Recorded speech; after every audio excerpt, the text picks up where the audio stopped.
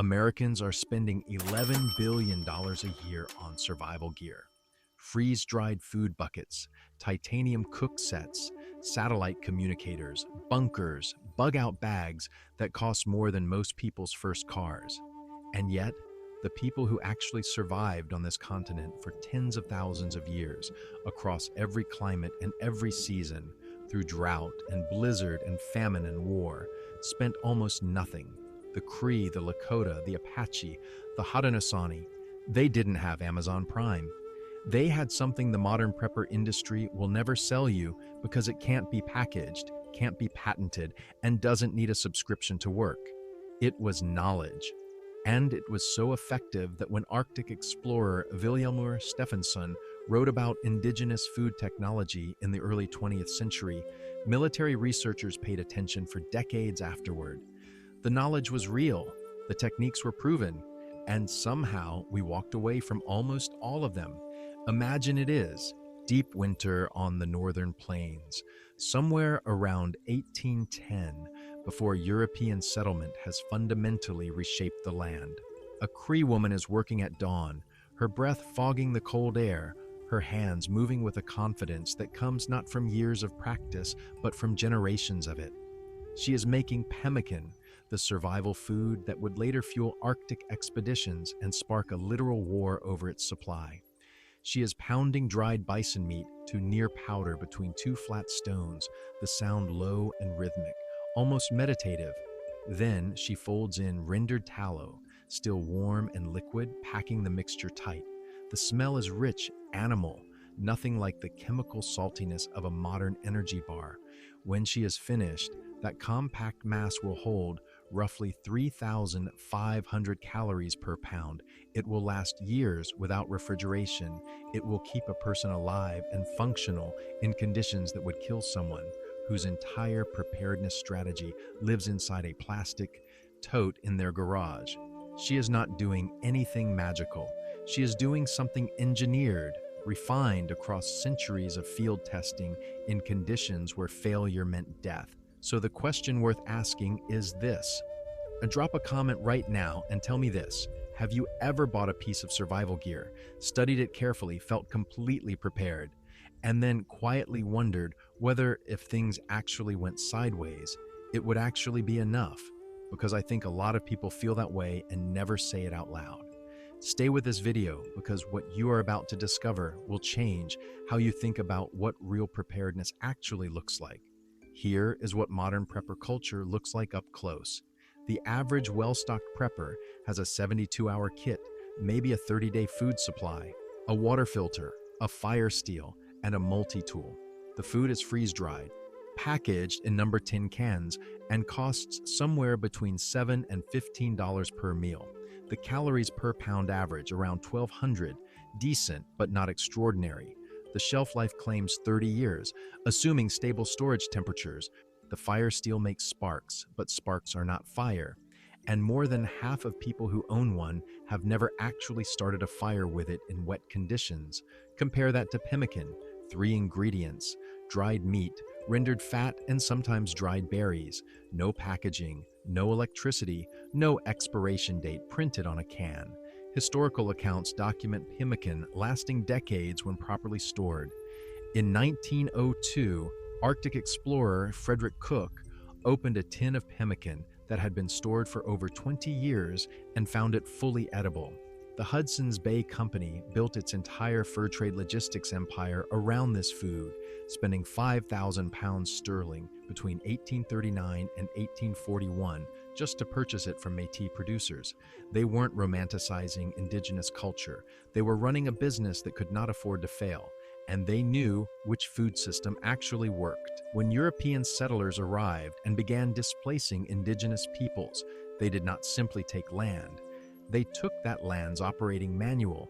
They replaced an integrated, self-renewing system of survival knowledge with a commercial supply chain, and then told the next 10 generations that the supply chain was civilization. Let's go through 7 of these techniques specifically because the details matter enormously here.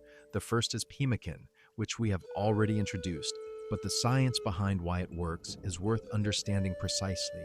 The Cree, the Lakota, the Blackfoot, the Ojibwe, all of them develop variations of the same formula. Dried lean meat, pounded fine, combined with rendered animal fat at roughly a 1-to-1 ratio by weight. 3. Preservation mechanisms operate simultaneously. Near zero moisture content starves bacteria of the water they need to reproduce. Hot rendered fat, poured over the meat mixture, sterilizes on contact. And clarified tallow, once solidified, forms a physical barrier that excludes oxygen and prevents rancidity. The fat-dominant nutritional profile, approximately 80% of calories from fat, 20% from protein, is precisely what human metabolism needs in cold environments and sustained physical exertion, because fat produces 2.5 times more ATP per gram than carbohydrates. A 1969 U.S. military study on Arctic survival rations confirmed that subjects could sustain themselves on just 1,000 calories of pemmican daily during field conditions. 1,000 calories from a food that fits in your coat pocket. No fire required. No boiling water required. No kitchen required at all. The second technique is the Three Sisters polyculture, and this one should make any serious prepper rethink the entire concept of a food stockpile. The Haudenosaunee, the Cherokee, the Wampanoag, and dozens of other nations developed a companion planting system of corn, beans, and squash that produces 2 to 4 times more calories per hectare than the same crops grown separately. Here is why. Corn stalks grow 6 to 10 feet tall, providing a natural climbing structure for bean vines. Squash spreads wide leaves across the ground, suppressing weeds, locking in soil moisture, and moderating temperature, while its prickly stems discourage pests. Third technique is brain tanning, and this one reveals something remarkable about indigenous material science. Every animal, the old saying goes, has enough brains to tan its own hide, and it is literally true. The active compound is lecithin, a phospholipid concentrated in brain tissue. One end of each lecithin molecule is attracted to water, the other end repels it. When mashed brain is emulsified in hot water and worked into a prepared hide, the lecithin bonds with collagen, fibers at the molecular level, coating each one individually and preventing them from fusing rigidly together. The result is leather that is extraordinarily soft, breathable, and flexible. And after a final smoking step, which deposits preserving compounds into the hide, this leather can get soaking wet and dry, soft, repeatedly, indefinitely. Chrome-tanned leather, which now accounts for 90% of global production, cannot do that. Brain tanning produces leather using nothing but the animal itself, fire, and labor. Zero chemicals, zero waste, zero supply chain.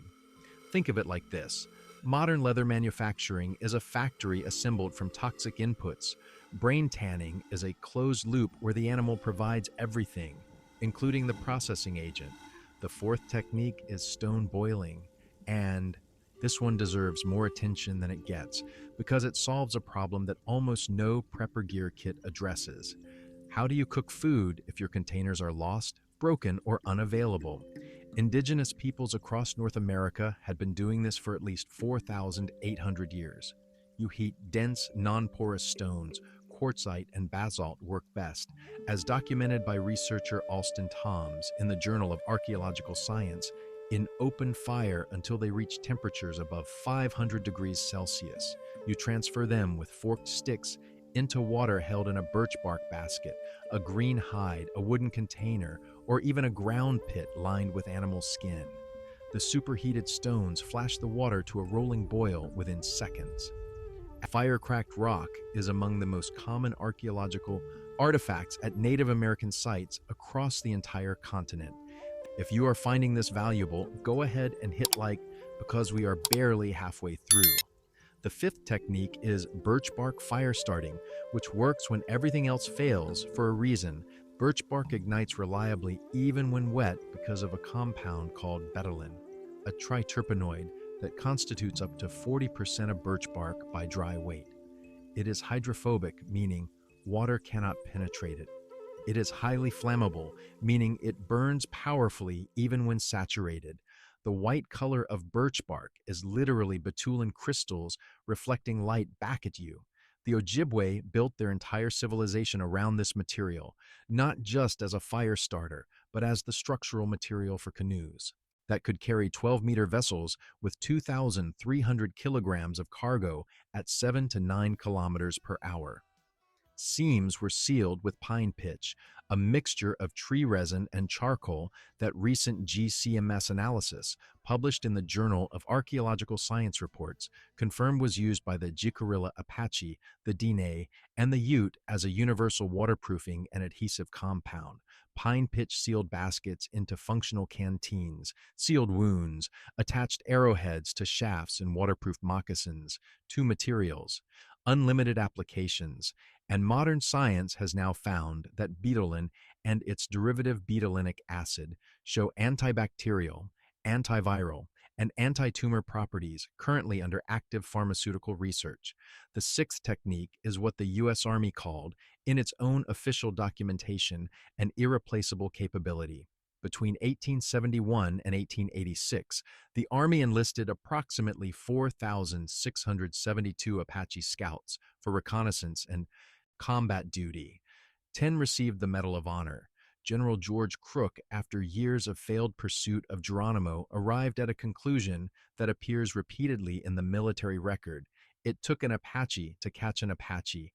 During the Geronimo campaigns, Apache scouts covered 70 to 80 miles daily on foot through mountainous terrain, living entirely off the land, while cavalry units burdened by supply wagons struggled to keep pace. The seventh technique is what turned out to be the most commercially valuable pharmacopoeia on the planet. Native peoples documented medicinal uses for plants that Western science has since validated in peer-reviewed trials.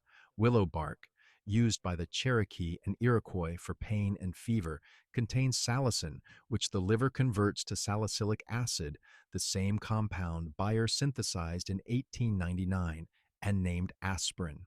Over 100 billion aspirin tablets are consumed annually worldwide. These plants did not become useful when Western researchers studied them. They were already useful. Indigenous healers already knew. The science simply confirmed what field testing over generations had already proven. So, why did we abandon all of this? The answer follows the same three-part pattern every time. First, speed. Traditional techniques require time, days for a proper brain-tanned hide, weeks for a pemmican supply, seasons for a Three Sisters garden. Industrial processes do it faster even if they do it worse. Second, cost. These techniques require skilled labor, not machinery, and skilled labor per unit became more expensive than factory output as industrialization scaled. Third, substitution. Refrigeration made long-term meat preservation seem unnecessary. Synthetic fertilizers made companion planting seem inefficient. Chrome tanning made brain tanning seem obsolete. But none of those substitutes eliminated the underlying need. They just buried the solution under a dependency on infrastructure that breaks the moment conditions get hard. And here is the part that should make you genuinely angry. The industries that replaced these systems then turned around and sold you inferior versions of the same outcomes at a premium, packaged in branding that made purchasing feel like preparation. The hidden cost is exactly what we are living now. A prepper culture that spends $11 billion annually on products that require the very supply chains they are supposed to protect against. So here is where you start. Option 1, the easiest, make a small batch of pemmican this week. You need lean beef or bison, a food dehydrator, or an oven set to its lowest temperature, and beef, tallow from a butcher or any grocery store with a decent meat section. Dry the meat until it snaps clean. Pound or process it fine. Mix it with melted tallow at equal weight, press it into a pan, and let it cool. Label it, seal it, store it cool and dark. You now have an emergency calorie supply that will outlast your freeze-dried food by decades, and it costs you less than 2 prepper meals from an online retailer. Option 2, intermediate, plant a Three Sisters garden this spring. Start a mound 18 inches high and 4 feet across. Plant corn in the center. Add beans. Around the base 2 weeks later, once corn is 6 inches tall, then add squash around the outside. Save the seeds at harvest. The system becomes self sustaining from season 2 onward. No purchased seed packets, no fertilizer bags, no irrigation system required beyond what rain and mulch provide. Option 3, the minimum, the thing you can do right now today. Learn to identify 3 medicinal plants that grow wild in your region. Yarrow, willow, and echinacea all have wide North American ranges. Learn their appearance in every season. Yarrow has feathery, fern-like leaves and flat white flower clusters. Willow grows near water and has long, narrow leaves with fine serrations. Echinacea has distinctive cone-shaped purple flowers in summer and a spiny seed head in autumn. That knowledge costs nothing and expires never. The people who carried these techniques were not primitive. They were engineers working in the most demanding laboratory ever devised. Survival on this continent without a safety net. Every technique they passed down was a peer-reviewed finding, written not in journals, but in the lives of the people who depended on it. When you make pemmican from 3 ingredients, you are not pretending to be someone from another era.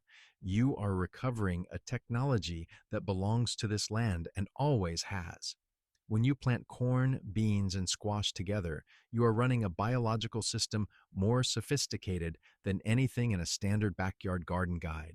When you learn to read yarrow from willow at the edge of a field, you are building redundancy into your survival plan that no product catalog can replicate. The knowledge was never lost. It was left behind.